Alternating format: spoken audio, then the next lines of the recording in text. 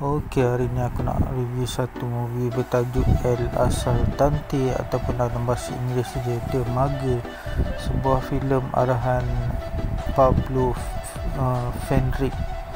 Filem ni dia tak ada macam intro, tahu-tahu orang tua ni masuk dalam premis tu dan dia melakukan rompakan lah.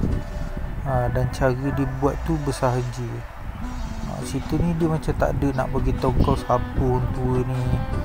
Tiba-tiba dia datang, dia terus buat je.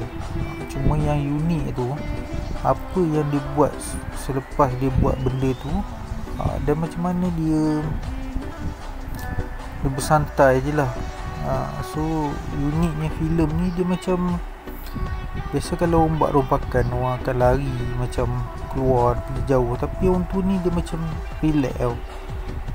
So sampai ke akhir cerita, korang akan macam benda dia nak cerita sebenarnya, tapi biasa boleh layan sampai habis. Dan yang pasti orang tua ni daripada mula cerita sampai habis dia memang seorang yang relax lah.